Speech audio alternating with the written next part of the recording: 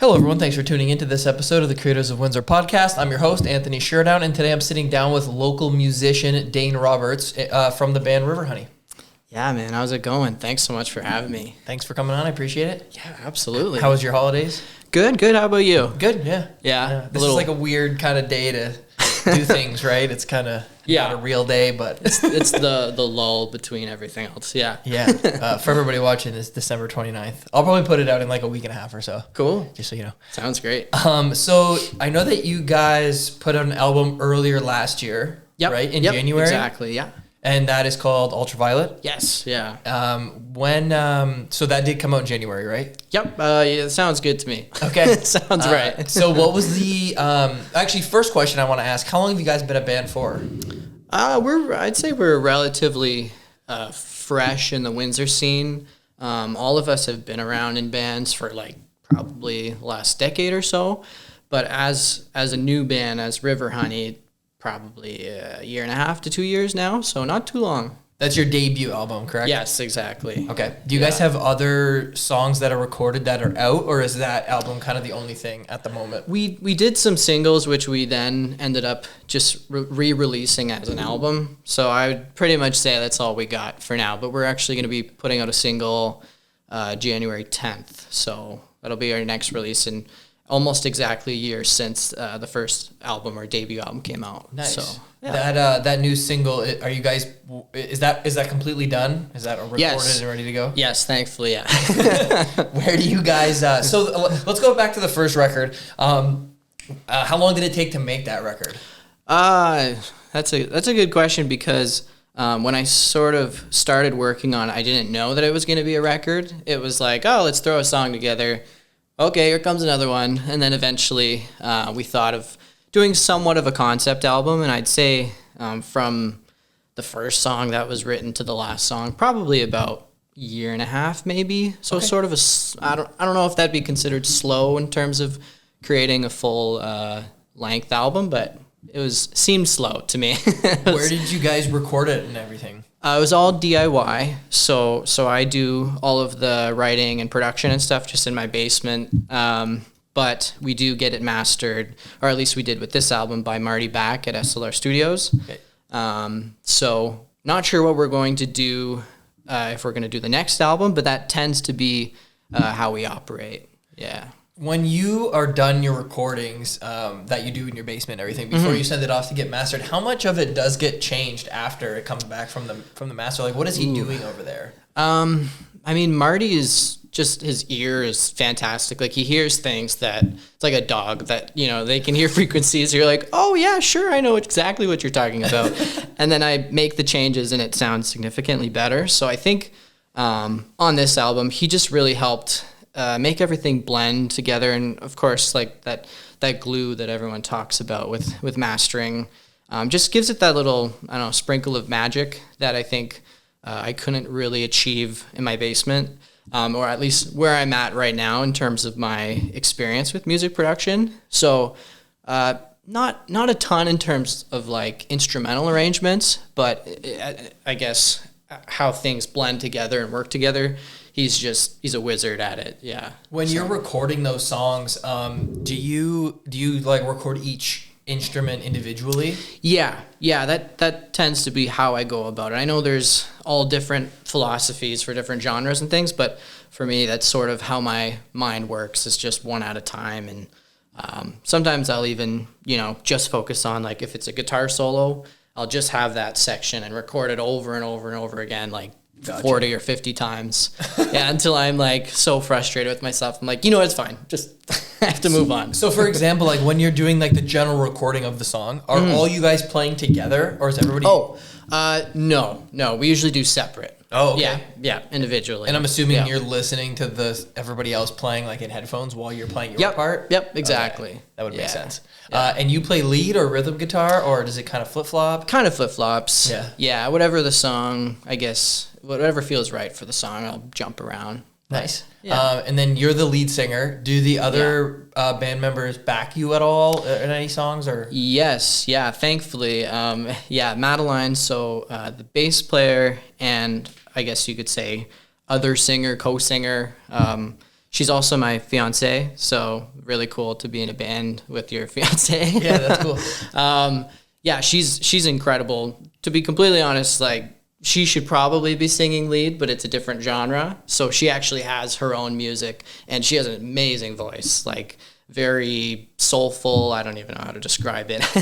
Completely different genre from what we're doing. So I think for the context, yeah, I sing, but she supports me a lot, does some harmonies and some melodies together and stuff. But yeah, she's really great. She has music available too on Spotify and things, whatever. Like under her own Yep, thing? under her own name. What is it called? Like just her name? Yeah, I'll be under Madeline Dornart.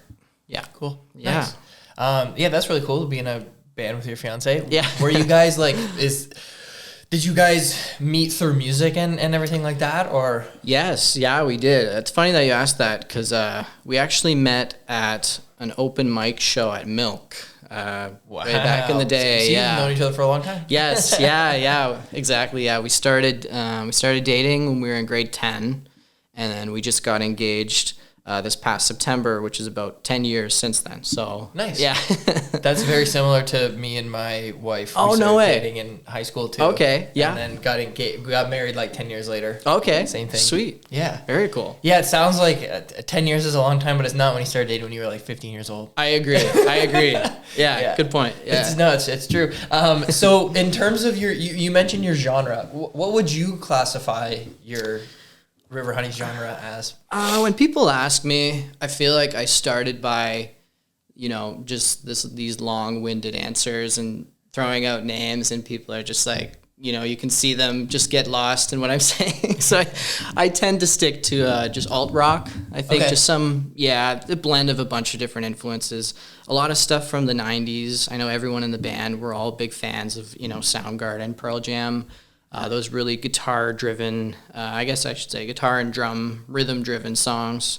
But there's tinges of other things in there from some more modern places, I guess. But like when I was doing research and gathering up my questions, I saw that you guys had mentioned like the hip in your bio on Spotify. Yeah. Oh man, yeah. Anything from the hip, it's impossible not to be inspired by them, especially being in Canada here. Yeah. Are you inspired by their music as well as like the songwriting? Because I know some people are even just inspired by the songwriting, but their music is kind of different. Yes. Yeah. That's a really good point. I think for me, I always talk about it because my dad's a huge hip fan, as I'm sure many dads out there are. Yeah, mine too. Yeah. And he'd always play it growing up, and I was never early on. I was never incredibly appealed to the, I guess, music side of it.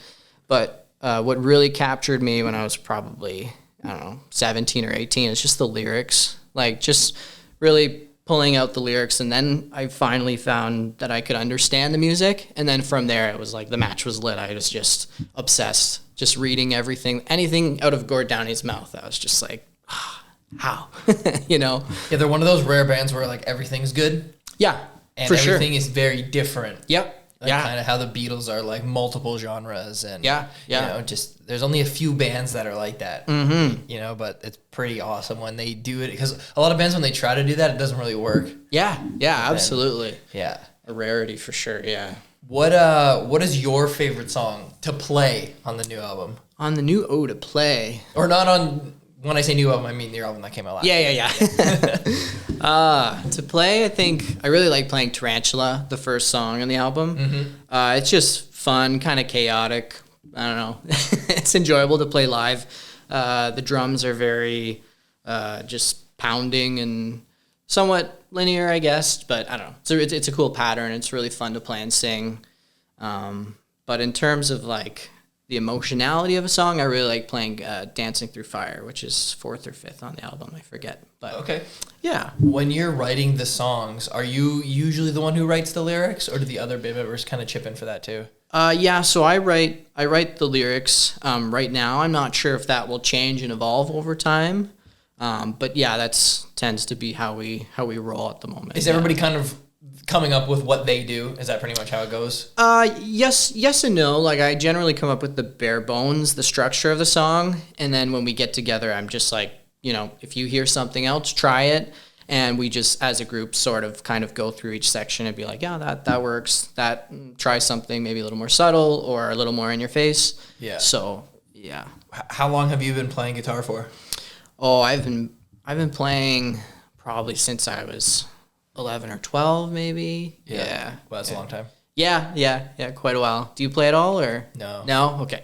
I just enjoy music. Oh, of course. Yeah. It's like one of the only things that I am really, really into, but don't do it. If that makes sense. You know what I mean? Yeah. You know, I kind of feel that way about photography.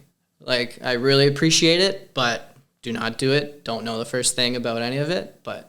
The nice thing about photography, so like every art form takes just as long to master, right? To be great at something, it takes decades to be good, right? Sure. But I always say like certain things have different like entry levels. Like photography is like an easier entry level than say drawing. Like if you try to draw something, it's probably gonna look bad. But like when your first pictures you take are gonna be bad, but at least like you can take a picture right away, if that makes sense. Yeah. It's probably the same between like even with music, like I don't know, maybe the difference between like playing a ukulele and like playing a violin. Sure. Is like you can maybe get a couple good sounds out of ukulele, but like not out of a violin. No. You know what I mean? Yeah, I've tried. So like photography is kind of a cool one like to start because I don't know, you're not so discouraged like right away. Yeah. I like to say, but yeah. What do you play anything else besides guitar? Yeah. I started taking piano really young, and then I actually started on the bass guitar. Weirdly enough, played that for a long time. Played in a few bands as a bass player, and then can kind of play drums. I wouldn't say I'm like confident enough to walk up to someone and be like, I'm a drummer, but I can like figure it out generally. Yeah. But yeah, guitar is my my main way of understanding things. Once you learn, like, let's just say, for example, like you knew how to play guitar first. Is it like when you start piano, are you starting from scratch, or are you definitely have an advantage over? Definitely. I mean, my opinion is definitely an advantage. Yeah, I think I'm very grateful that my parents put me in piano lessons. I kind of hated it when I did at the time, but it really just helped me grasp the concepts of chords and putting them together and cadences and things. And if I didn't understand that, there's probably a good chance I would have picked up a guitar and been like, this is too foreign to me. I don't think I'm going to keep going with this. So it really helped.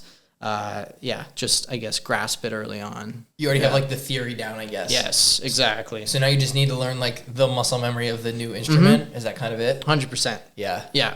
It must be weird switching, or, like, I guess now that you have it, you don't think about it, but, like, piano using both hands and your feet, and then guitar, like, your hands are doing, like, switching between instruments. Is it weird when you're switching a lot, or does it always feel comfortable now that you know how to play them? I think early on it felt weird to me, but now it's like, I think because I produce a lot of my own stuff, you know, like in my basement studio or whatever, I just have a bunch of instruments like as close to me as possible. I don't know if that's out of laziness or efficiency, but yeah, no, I think I'm just switching constantly. It's like, you know, different parts of your brain. It's so second nature now. Yeah.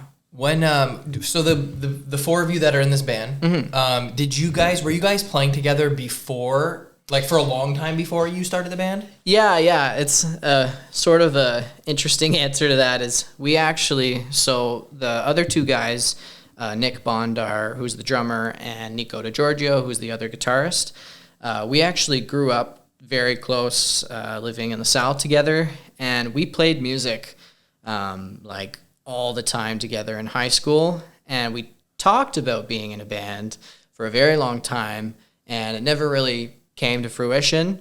And then here we are probably 8 to 10 years later, and we're somehow finding the time to make it work at this point in our life. Not in high school. Yeah. It doesn't really make any sense to me, but that's just how it's worked out. That's funny.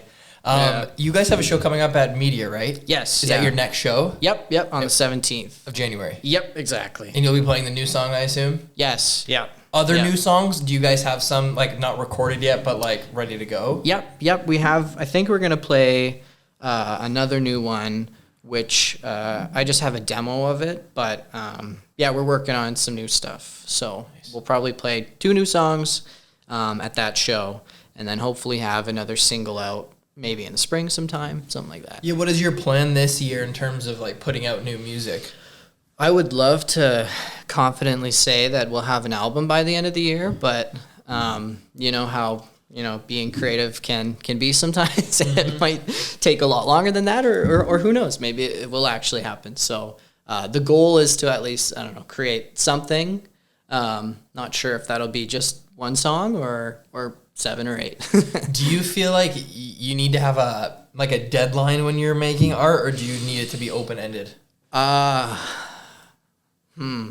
me think about that, because I'd say that I would probably benefit from a deadline, but the way my brain tends to operate, I think I need it to be open-ended. Yeah. So I'd like to say that like it would help me, but I don't know. It's so sporadic. So I listened to Jack White say he'll only write music when there's like a job to do, where he like has to do it. Interesting. So like if he has because he writes music for lots of other bands and records for them, and he's like, if a group is coming in next week, I need to write songs for them to record. So then he sits down and does it. But for me, like if I'm and I've put out a couple books, so I've never been like it has to be out by June 1st, like because then I just feel so rushed and like I'm not being like 100% with it. If that makes any sense. Definitely. So I don't know, I guess there's a benefit to both ways. I guess it depends on how your brain works, like you said.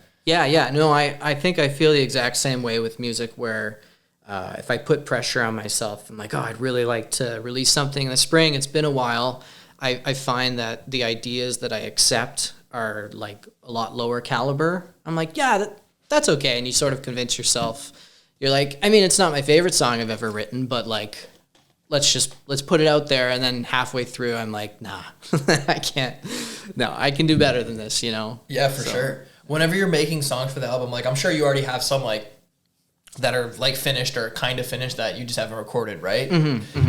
Are you ever playing those like in rehearsal for maybe like a couple months even, and then you guys are like, no, like that's not making it? Yep, for sure. I think on the last for Ultraviolet, it was pretty funny, where I think when we started writing the first couple of songs, I think my bandmates were probably just like, maybe not frustrated with me, but I was covering so many different genres because it's our debut, right? So you're sort of figuring out where you want to go and what your identity is, I guess, sonically.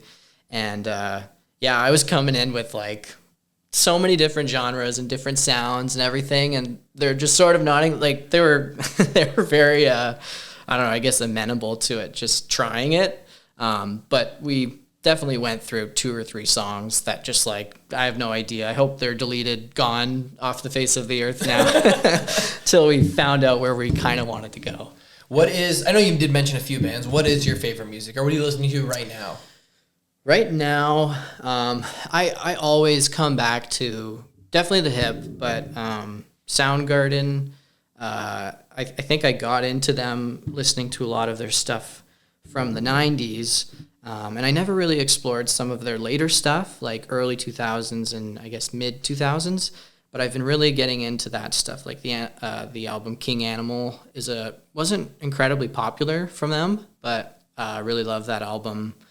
But then I'll sort of jump around to like I said, the hip, is it Ultraviolet Light? That In the Violet Light. Sorry, that album is fantastic. We Are the Same. I always circle back to that one. Been listening to some Stones too, the Rolling Stones. Nice. I like to just jump around time periods and learn as much as I can. Yeah, for sure. No, that's awesome. Where did you guys come up with the name for the band? I'd also like to say that there's some like, symbolic meaning, but there really isn't. We were combining words, and it sounded neat.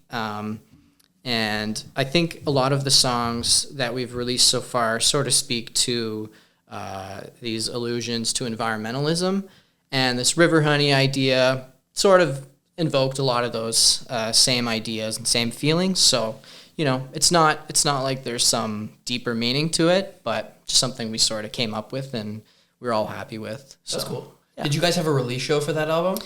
Yes. Yeah. So I actually think it was like right around the same day that we're going to be doing this show in 2026. It was like January, I forget, 23rd or something. So, okay. Yeah. Where'd you guys do that at? I was at Meteor too. Nice. How many shows did you guys, did you play a lot last year? A lot of live shows? We did a couple shows the year before. So we did a lot. So I guess that would have been 2024. We did a lot that summer. And then we did our release show in early 2025. Where'd you guys play a bunch? Like, where have you played as this band? We did Villains. We did the Strawberry Festival in LaSalle. We started out as like a basement band. Again, reminiscent of the 90s. We're like, yeah, that could be really cool to try it. And we did a couple shows in like a friend's basement, and they went really well, and we liked the vibe. That was a really good place to, I think, just like understand each other musically in front of an audience rather than just in a rehearsal space. For sure. So that's awesome. Yeah. House shows, those are cool. Yeah. I think they're like kind of making a comeback. It's kind of neat. I've seen some videos online of like more bands doing that. I think it's fun. Why not? Yeah, that's super sick. Those are fun. So where are some of your favorite places to play around here? We really like Meteor. Everyone there is awesome. So my partner and I, Madeline and I, we've grown up playing like Fog quite often. We used to play at the Beer Exchange when that was there. Were you in a band back then when you played there? I did both. I did a band, and then I was also as a solo artist there. What band were you in when you were there? So I was in a band called Sierra Slave way back in the day. Yeah. Okay, cool. Yeah. Nice. I think that might sound kind of familiar. Yeah, it was a while ago. It was a while ago for me too. Are you guys planning to do any shows like outside of Windsor? That's the goal. Yeah, we'd like to, for sure. I'm not sure if this summer we'll be able to figure something out, but we'd really like to expand a little bit if we can. Yeah, that'd be sweet. What did I want to add? Oh, for Ultraviolet, did you guys print any CDs or records or anything like that? We didn't, but I think we're planning on doing that for the next record for sure. Yeah. What would you do? Both CDs and records? I know. So our guitarist is a really big record guy, and he's been like putting the bug in our ears. So I feel like we'll probably produce some kind of record. I don't know how many, but. Yeah, because they're expensive, are they not? Yeah, exactly. But they're so cool. Yeah, you have to do it at some point in your life, you know? Yeah, have something tangible, that'd be sweet. Yeah. Do you guys have any merch that you sell at shows, like shirts or anything like that? Yeah, we do have merch. Yeah. There's a really, really talented artist, Wes Bailey, if you've heard of him at all, and he designed our logo. From here? Yep, from Windsor. Yeah, really nice of him, and he did a really great job. So we do have some merch with his logo, and yeah, hopefully we get some more merch in the future. Yeah, some new designs. Sweet. Well, have you guys for your who did your promo photos that you guys have up?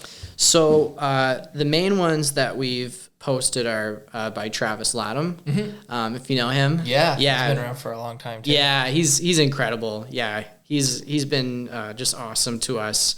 And he also did a lot of stuff for Madeline and I in our solo projects. Cool. So we've known him for a while now. And then we did some pictures at the show with Gene Schilling, who's also incredible talent. And also Maximus, not sure if it's Reed or Ride.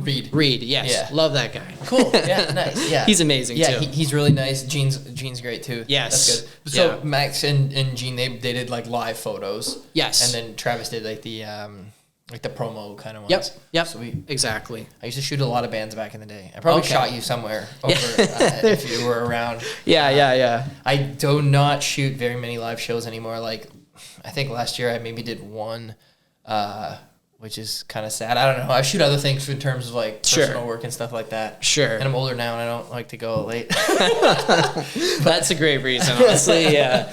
That's kind of what it is. I was just out more when I was younger, so yeah. I just shot more shows, I guess. Yeah, that makes sense. And it was nice. Like, it's something you don't have to like plan too much of what you want to shoot. It's already there for you. I see what you just mean. Go there and shoot the band. Yeah, a little different than like a wedding or something, where or just like anything else. Like if you're doing like landscape stuff or just like anything, like the band is already there doing everything. All you have to do is take pictures. Yeah, That's true. Sweet. No planning involved. Yeah, Put it in your calendar. What was I gonna say? Yeah. So for next year, you guys want to do? You think that you'll maybe put out like a couple singles before you get into the full album? I think so. It's looking that way right now. Yeah. What do you have the name of the song that comes out on the 10th? Or are you waiting until that day to announce it? No, that song is going to be called Black Crows. Cool. We have the artwork that Travis also did. Nice. Yeah, so we're excited about that song. And this one was mixed and mastered by a guy named Adam Haggerty, who's up in Peterborough area. Okay. And he did a really great job. So we're really excited to release this one. Yeah. Nice. So how does that work? Do you guys you record everything and then you just send them like all the files? Yep. Yeah. Thankfully, technology has really improved in the last, I guess, decade or so. And yeah, it's weirdly easy. It feels odd sending off something that I guess vulnerable. You've taken so much care to it, and you get it back, and it sounds so much better. Yeah. Yeah. When you're recording the guitars and the bass, is it plugged into the amp and it's just recording off the board? It depends. There's sort of different pros and cons to different mic strategies. So like direct input, which is sort of what you're describing, where you go direct into the board. Like this with our microphones? Yep. Yeah, okay. Exactly. You can get some really cool sounds because there's a lot of new plugins that have come out in the last 5 to 10 years that are just incredible. They emulate an amp, and you can do these wild things too, where you can like send basically as if there's a mic at the far corner of the room, and you can emulate that sound in addition to what you're recording through the board to make it sound like it's a microphone in a room. Like technology has really just advanced so much in that way. Cool. So sometimes I'll do that, but there are times when you can't replace that analog sound, and you just need simple microphone. Sometimes I go one basically against the speaker in the amp, and then one as a room mic, they'd call it, just 3 or 4 feet away to capture just the sound of the room. But yeah, the plugins are just incredible nowadays. Like you can do so much with just the board and a guitar and a cable or an interface too. Yeah. That's so interesting to me that like just putting a mic in front of the amplifier would sound like that good that it goes. But I guess everything in the past was always like that. So yeah. How does it work for drums? Do you just put a bunch of mics all around the drum kit? Pretty much. Yeah. Like I'm not fantastic at recording drums. I wish I was better, but I guess that's something I'm still working on understanding. But yeah, drums are sort of an anomaly because there are some albums that have been recorded with like 3 microphones just on the drum kit. Yeah. And then, some more well-known albums that have like 28 or something. Like there's multiple microphones under, a single tom. And it just depends on, I guess, what you're trying to achieve with like the end result of the song. Like the example I bring up a lot is the Is This It record by The Strokes with like Someday, that big iconic song. That was recorded with, I believe, 3 microphones, like on the drum set. Yeah. I guess it depends on how much drumming you're doing as well, yeah, right? Absolutely. The style, the genre, but yeah. So I don't know if there's really necessarily like a hard and fast rule for it, but just depends on what you're trying to invoke in the listener, I guess. Do you move the instruments to different houses or different areas of your house when you're recording versus when you're just playing, or no? Usually we do. The reason why I laughed is because I remember being in high school and we would have to one of the parents would start getting irritated, which absolutely don't blame them for that, from us rehearsing. And I just remember the current drummer, Nick, and we'd put his drum set in a wagon and walk down Malden Road and LaSalle to get to another house to then rehearse in his parents' basement. And then eventually they would probably get irritated and we'd have to go wheel it back down the street. So In terms of our current process, we try to stay in the same location and just have the same setup where we can record and rehearse for, I guess, simplicity's sake. But yeah, that seems like it would make it a lot easier. Yes, yeah. Like I know Led Zeppelin, I think with their second album, they recorded it in the foyer of the house they were staying at. Yeah, I heard that. And it's like a big high ceiling. Yeah. One of them like walked in there and talked or clapped or something, and it sounded cool. So then they had to move all the instruments into that space. That's cool. That is pretty cool. Yeah. And I'm sure it does sound different, especially if you're recording it the way that you would have done it back in 1969. For sure. Like how you mentioned with mics everywhere. Yeah, absolutely. So for the singing microphone, obviously that's into a microphone, so that's just being recorded into a board. Yes, yeah. I tend to go just direct with that for sure. Do you? Yeah, so you said that there's like plugins, so like when it's being recorded, it's kind of like a filter. Is that what it is? Yeah, exactly. Yeah. And where do you get those from? I really like Universal Audio. Does a lot of really good plugins that I've been appealed to lately. But just so I use Logic Pro to record everything. Okay. The software, and they have some built-in plugins that are pretty good. Things like limiters and compressors that aren't too bad, or de-essers, things like that for vocals. Yeah. But Universal Audio really has some cool plugins that are emulating, I guess, historical gear that you'd read, oh, Michael Jackson used this LA2A compressor on this album and you can buy it for $49 and try it. I'm like, absolutely. That's cool. That's like I shoot like when I'm shooting for my personal work for photos, I use Fujifilm makes. They have like these like film emulation recipes built into the photo on the camera. Cool. So there's like old films that they haven't made in decades, and it's about as close as you can get while being on digital, and it looks like that film stock. Yeah. And sometimes it's sick, and then sometimes it's like just kind of falls short. That is exactly the plugin landscape. Yeah, there are some that are incredible, and then I'll pay an amount of money, an undisclosed amount of money, and I listen to it. I'm like, oh God, why did I do that? So yeah, same thing. Yeah. No, it's funny. Like when you're doing it digitally, like no matter how perfect it is, it still will always look better, like the real thing. Yep. Or sound better. I'm assuming. Yep, I agree. But at least with Fuji, that's making the cameras and the recipes, they've always made film, and they still make film. Okay. So at least the ones making the fake thing make the real thing too. Yep. It's gonna be as close as possible. That honestly reminds me a lot of Universal Audio, because they do have like the true hardware.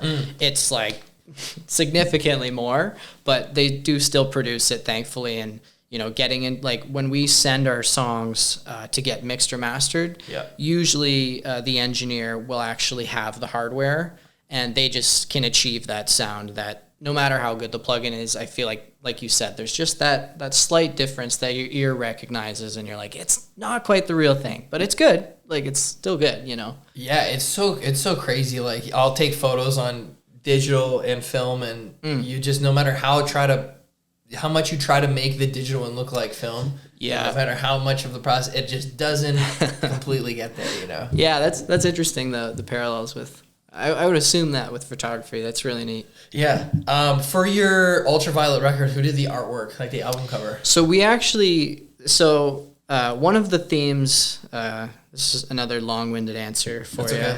Okay. One of the themes throughout the album is, I guess, generally we're trying to talk about resilience in the face of some kind of adversity. And there's some interesting themes about technology and in the advancements of technology. So we actually decided to use AI software intentionally, even though we're against it for the artwork, to sort of support the ideas in the album. Because there's a lot of, talk of just this dystopian future, and I don't know. So I know it sounds almost counterintuitive to use AI to generate album artwork, and we think it is, but we did it intentionally, if that makes sense. Okay, yeah. And we're not going to do it again. Just for this album to make a point. And so you just, so you just typed it in and then it just popped that out. Yeah. And you ask it to make. The only time I've really had AI, and I use AI for a lot, like anytime I'm trying to get an advantage of something, and especially with work. But the only time I've had it generate an image was, if you turn around, when everybody was doing those action figures, if you remember those. Yes. And it was very interesting to like ask it to do it and then ask it and then just like keep putting in like new prompts. Like give me Vans shoes. Yeah. Put like this logo on the shirt. Sure. Put like this here. And then it just like, but it just was never perfect. No. So every one it did, I like saved all 5. Brought them into Photoshop and then took pieces of each one and like put them all together. Okay, I see. That's why mine was like a little more fine-tuned than a lot of people's. Yeah, for sure. But and then since I'm a photographer and have a printer, I was like, I'm gonna print that and stick it on the wall. Sometimes people walk in here and they think that it's like actually like not framed and it's like real. I'm like, no, that is a picture. That's on awesome. photo paper. Yeah, it's cool though. Love it. That was funny. And then the last trend that they were doing with that was the Christmas one. Everybody was like on the bed, or it was like Scream. But it was like... yes. Sorry, it was Scream first, and then it was the Christmas when everybody had like crazy Christmas photos of themselves. Yeah. AI. I don't like that because that's my job is taking Christmas pictures of people, and they're doing that instead. Yeah, no, of course. But the quality's never good on those. No, it's like AI music too, right? Like I'm sure you've heard about that. I haven't really listened to anything. It's strange. That's the best way I can describe it. Yeah. Can I type into ChatGPT like make me a song by like John Mayer that sounds like him and it'll do, or no, not there yet. I haven't personally tried it. I believe you can do that. But what I've done out of curiosity. Yeah, exactly. Out of curiosity, I tried write lyrics in the style of, I don't know, Chris Cornell or Gord Downie. And it is like so distant, like not even close. It's just not good. Yeah, it's not the same. Yeah, sometimes it's good for like give me writing prompts. Sure, yeah. But maybe not to write the whole thing. No. Okay, it wrote a song out. It doesn't give. I was thinking like maybe it's at a point where it's like actually like give you music. Yeah. It wrote out a full song. I typed in make me a Post Malone song. If you want, I can make it sadder or happier. Wow. The complex emotions there. Yeah, it's crazy, man. And it just like pumps it out in a second too. Like you can just ask it to do anything. Oh, I know. It's wild. It's so weird. But a lot of artists are like very like scared. I don't really think it does much. No, it's a tool, I think. It's, as long as it remains a tool and I guess you're not fully reliant on it, then I don't know. It's never going to make stuff like a real person can make. And yeah. Anytime you like, when it's AI and it's just like not as cool. Yeah. I just don't even care to really look at it. Like if I'm looking at like photos on Instagram, like trying to find new photographers and it's like something's AI, I'm like, that's irrelevant. Yeah. It's like a whole different art form. Absolutely. So yeah. That's kind of not what I'm interested in. And I'm sure it'll always be like that, but everybody's always nervous about like the next technology, right? So exactly.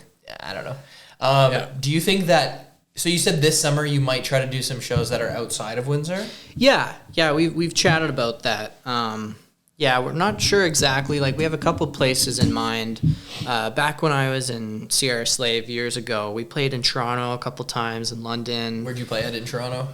So we played at the Cherry Colas, I think it was called. Okay. And then we also actually we did a competition at the Hard Rock Cafe there in the downtown area. Cool. Yeah, that was really cool. That was a great experience. Yeah, that's sweet. Who's playing with you guys on January 17th? So we're going to be playing with Bobby Sprout and his band. Nice. Another incredible Windsor artist. Yeah. And just one of the nicest guys ever. He's great guy and really great musician. Yeah, so we're excited to share the stage with them. Yeah, I've known him for like 10 years. Oh, no way. Yeah. Okay. Is he still putting out new stuff? Has he put anything new recently? Yeah. He put out an album, I want to say maybe a little over a year ago. That feels right. I could be wrong about the exact dates, but yeah, really great album. Nice. Yeah. Yeah, it's cool seeing people that were around 10 years ago, like artists still doing stuff, right? Yeah. It's cool. It's funny. Like I feel like I've grown so much and I'm so much better 10 years later. But when thinking about artists, like everybody does things for like 4 or 5 years on average, and then they stop doing things. Yeah. So it's cool when people do things for that long, right? Yeah, that's a good point. Yeah. I don't think of it that way, but I definitely see that same trend for sure. I like when they grow. Don't quit what they're doing, you know? Yeah. It's easy. If I pulled up my demos from 10 years ago right now, I would definitely consider quitting what I'm doing. So I'm glad that we're sitting here talking today. Yeah, for sure. With guitar, did you teach yourself or did you go take lessons? I mainly self-taught. My dad can play, so he definitely, I guess, laid down the foundation. And then I was really into like Stevie Ray Vaughan when I was like 12 years old. Cool. And just even though he definitely would probably make me very insecure as a guitarist based on what he's capable of, but also very inspired. So I think, just listening to a lot of blues helped me establish a bit of a foundation. I never really listened to Stevie Ray Vaughan at all, which is funny because I'm a really big fan of John Mayer, and that's like his favorite musician. Yeah, you should. If you like John Mayer, you definitely appreciate what Stevie Ray Vaughan was like able to do with his instrument. It was incredible. I'm pretty sure that's his number one inspiration. Like, I think by so. Far. Yeah, I think so. Yeah. Every interview I've ever heard of him, he brings him up. Yeah, for sure. Because he's nuts on guitar. Nobody realizes how good John Mayer is of a guitar player. Oh my gosh, he's incredible. Yeah. He's like one of the best guitar players alive. Easily, yeah. And the thing is, I'm a big fan of his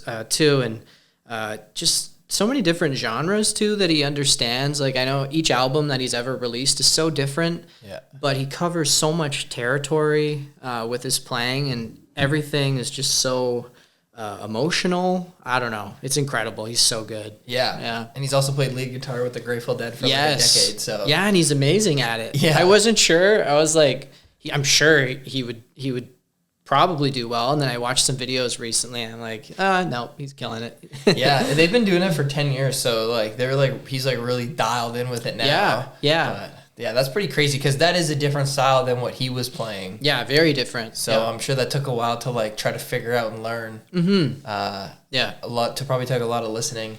Yes. Yeah. But I guess when you're with the other guys in the band, you can ask them true questions. You know, helps being surrounded by the Grateful Dead. Yeah, I'm sure he asked like Bob Weir, like, how did he do? Like, how did Jerry? Good do point. That, you know? Yeah. Probably makes it a little easier than watching YouTube videos. Sure. So you said you've been listening to the Stones a lot lately, though? Yes. Yeah. Same thing with them. Like I had people show them to me when I was younger, and I guess my ears at the time might just not have been ready for them. I was like, yeah, it's cool. And now I can't get enough of them. They're just incredible too. Yeah, they're one of my favorite bands for sure. Yeah. Yes. Yeah. Some like old bands I was like really into, and then you get sick of them over time. Okay. They're like ones I haven't gotten sick of. Yeah. Like, I think that sounds bad because it's like some of your favorite bands. Like I love Led Zeppelin, but like I haven't listened to them in years. Like I got kind of sick of them. Okay. Same with like Nirvana. Like I used to love, I still love Nirvana, but I don't listen to them anymore because I listen to them too much. But the Rolling Stones, that never really happened. You know, it's interesting that you say that because I find that like similar to what you're saying, that they're the one band that like if I put them on in any context, if I'm driving, if I'm in the kitchen making food, if I have, friends over or something, they never bother me, like no matter what the song is. They're just, I don't know, they just make me feel happier and more fulfilled, I guess. Who's that, the Rolling Stones? Yeah, the Stones, yeah. Yeah. Like, it's kind of, I guess, more of like a cliche band now, but like the Beatles are probably like a band that you can put on all the time because you can just pick a different genre. Yeah, that's true. That's true. To them. Whatever you're feeling, yeah. Like one of my favorite rock and roll songs, like hardcore rock and roll songs, is "You're Blues" by the Beatles. Like that's a fucking wicked song. And, you know, absolutely. It's very heavy and like hard and People think of the Beatles, I think, and they just think of like the softer songs or like the really popular ones. Yes. But, they got so much. Oh yeah. Yeah. Yeah, they're the best. Who is so these bands that you're into, are you into them more for the songwriting or the guitar playing? Because you're kind of doing two things in your band, or is it a little bit of both? I think it depends on the band. Like Tragically Hip, I think more for the lyrics, and this the songwriting, the structure of how they go about things. Chris Cornell, like Soundgarden, I just think the melodies of what he sings is so inspiring and so creative, and I think sort of inspires me to try to push myself into territory that's less familiar when writing melodies. And also guitar. He's a fantastic guitar player too.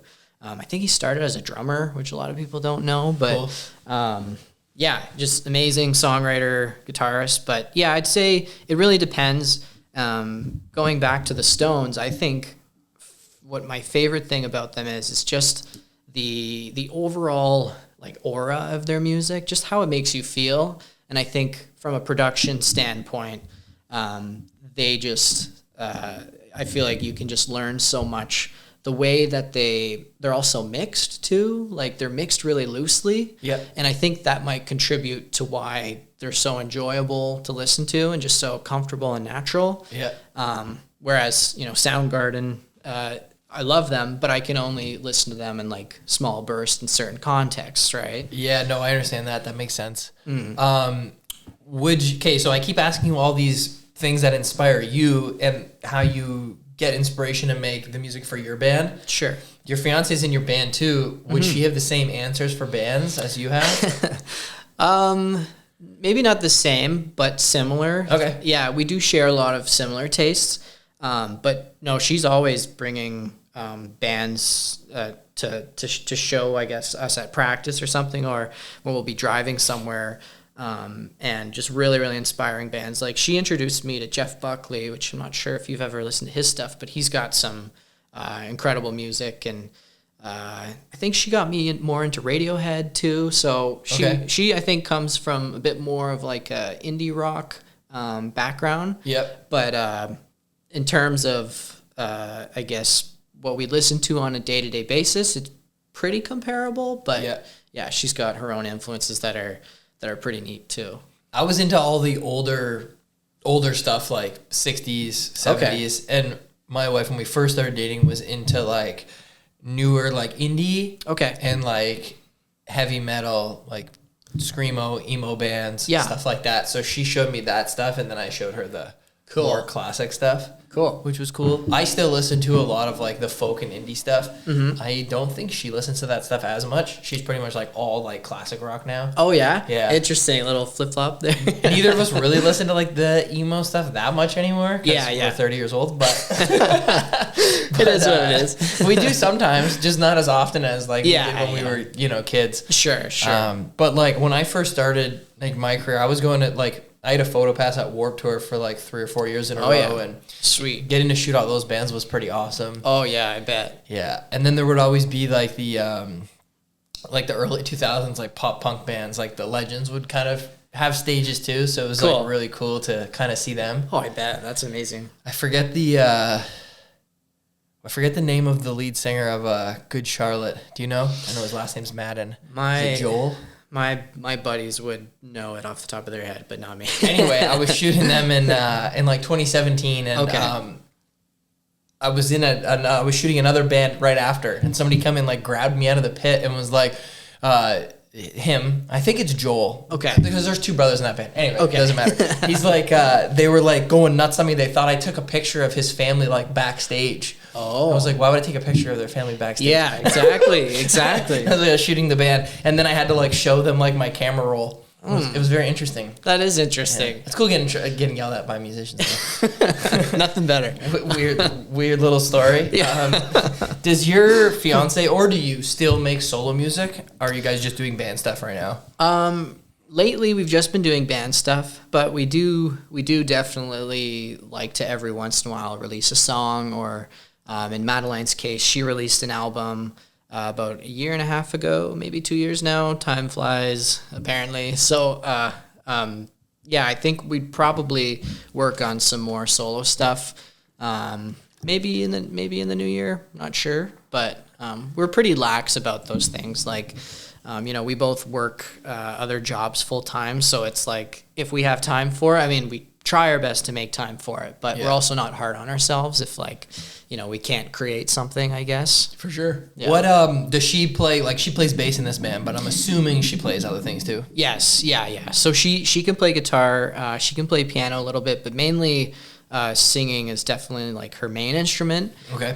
She used to do like jazz singing, and I think she started in classical singing, so the opera and everything. Jeez. Yeah, so she's covered a lot of ground. Now she's somehow in like a alt rock band with me, so I don't really know if that's a good thing or a bad thing, but yeah, no, she's done a lot, and she's really, really talented. Yeah, I've been into jazz a lot lately because we just went to New Orleans a month ago. Nice. Are you been into jazz for a while? Like, are you into jazz? I definitely appreciate it.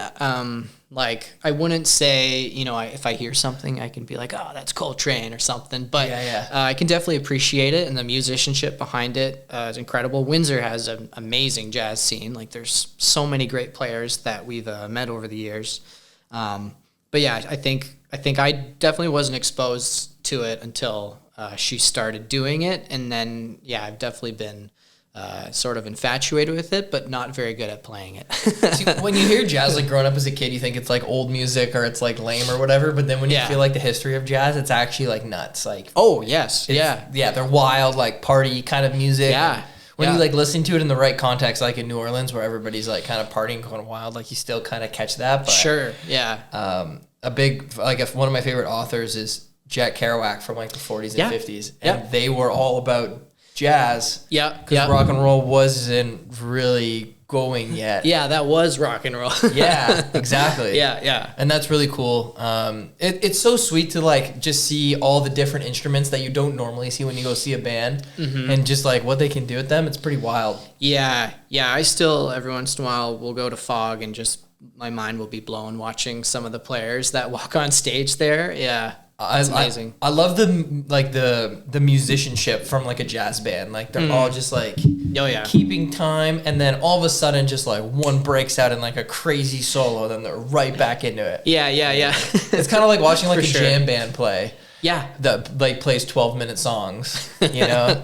Yeah. And they also always manage to look so cool doing it. I don't know if that's just like, I see videos of myself after playing a show, and I don't know, I don't have the same swagger that the jazzers do. There's just this like confidence that they have. Yeah. And they just look sweet doing it. And I'm like, that is not at all what I look like. And it's hard to look cool holding a trumpet, but somehow they do it. They get it done. Yeah. So what do you what would you like to see for your band kind of in the future? I know that you said you guys want to put an album out in the next little while, but what are some I guess bigger goals that you see in the long term, like in the next few years? I think definitely trying to expand a little bit in terms of where we're playing. We definitely want to visit a couple places across Ontario. I think that would be great to start with that. But I think just continue to explore like our identity musically. The debut album was a really great chance for us to get some original music together, and I guess get better as a group at identifying what we liked playing and where we thought we sounded good. Yep.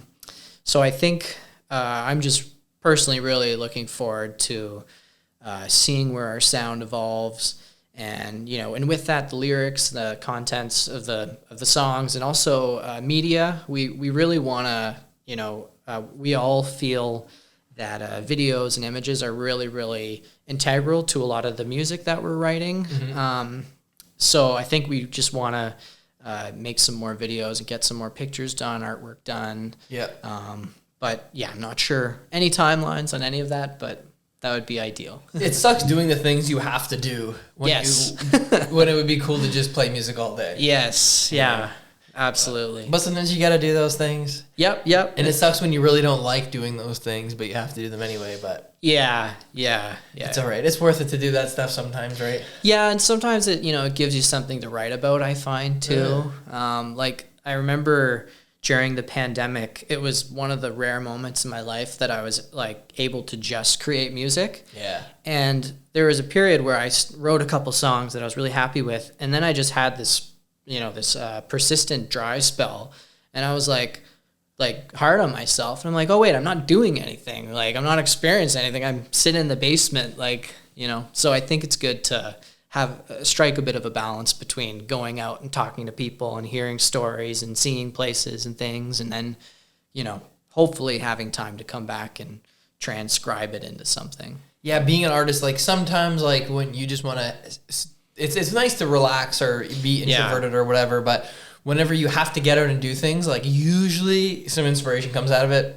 which is nice. Yeah, for or sure. Being in an uncomfortable situation or going through like hard times is definitely, especially as somebody who's writing songs, especially lyrics of songs, you can write about feelings even more so than trying to convey a mood through like a painting or playing the guitar. Yeah, absolutely. Words must be nice to be able to write down as well, right? Yeah, for sure. Yeah. Okay, great. That's pretty much all the questions I had. Is there anything else that you want to say or add or ask or talk about? I don't think so. The only thing that I can really think about is at one point I think you mentioned landscape photography, and I just wanted to ask you about that because I've always appreciated that stuff, but I guess like if my question for you is if one were to start to try to get into like landscape photography, do you have any tips or?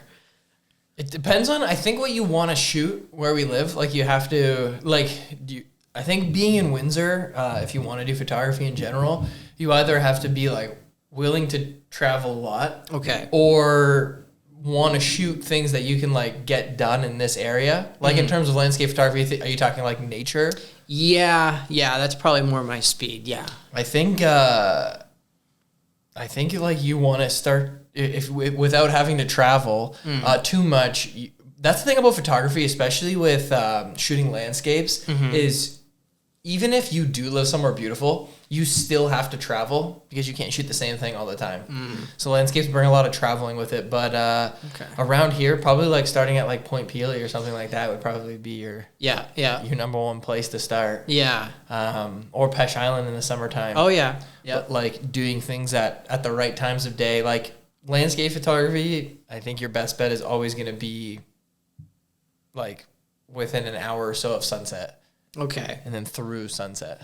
Now, in terms of equipment, like, would you say the first camera you pick is really, really important? Like, can it deter you from going further in photography if you pick the wrong camera, or is it like, no? I don't think so. No. iPhones are so good now where you can like really try the hobby without having to like spend too much money. Gotcha. No, I don't think so. Cameras, like, I'm not a big gear guy. Okay.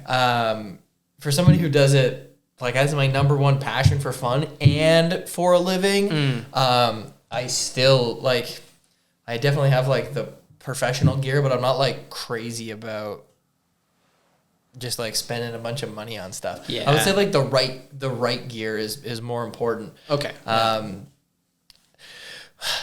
Cameras, any brand is the same. So it doesn't really matter which brand you pick. Okay. Like as long as you pick one of the big ones like Canon, Nikon, Fuji, Sony. Yeah. And then, but you don't have to get their top camera.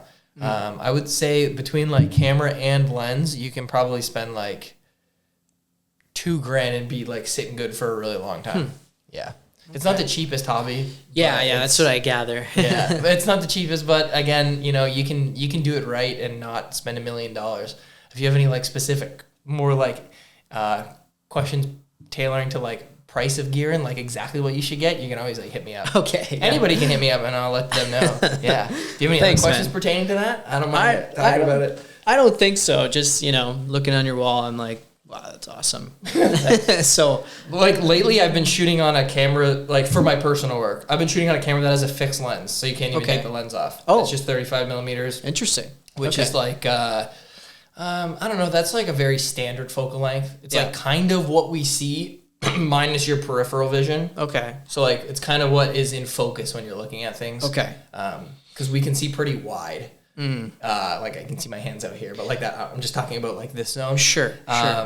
And it just has that lens on it. I've been shooting with that for personal work for like 1.5 years. Cool. And just like, I don't like to have a ton of stuff, you know? Same with me with music production. Yeah. Keep it simple. Yeah. Just like I have always hated that, like coming up in my career, like when you're learning, like, you don't know what to bring or, I want this and what if I don't have that and then I want it. Man, like I go now, like I'm going on a photo trip to Mexico in a few weeks and I'll bring that one camera. It fits in my pocket with one lens and that's it. That's cool. And I can just make so much more because you're not limited. Like, you're thinking about your gear. For sure. That's probably be like playing guitar and having like 25 pedals versus like 3. Yep, that's exactly what I was thinking of. Or even like, there's been times when we've gone on vacation and I'm like, God, it'd be really cool to bring something along to demo. And then I just get deterred by it because there's 15 things I got to bring and this cable and this and that. And I don't know, just bring an acoustic guitar and call it a day, Yeah, I like small. I like to be able to like pack the things I want to make stuff with. Yeah. When I had like my bigger like DSLR with lenses, I would never take my camera anywhere because it was a pain in the ass and it was heavy. You're like stressed about it getting damaged. Yeah. And even though, it's funny that you say that. It's true. Even though this one is still worth the same amount of money as that one. Yeah. It's just really small. And it's just, I don't know. I don't mind banging it around and sticking it in my pocket. Yeah. Leaving it on a table while we're eating. And I don't know. People don't see it as much either. Yeah. Like the big clunker thing, right? So, I don't know. Yeah, for sure. Yeah. Well, thanks so much for coming on, man. Thank you so much. Meet you. Yeah, I really appreciate it. Really enjoyed this. Yeah, thanks, Anthony. I'm going to keep my eyes open on social media for when you guys release your new stuff for sure. Absolutely. That sounds great. We really appreciate it. Yeah, for sure. All right. Thanks for watching, everybody. Exactly an hour. That's perfect. Really? Wow. Yeah. That flew by. Yeah, sometimes it feels like it's not as long as it is. Yeah.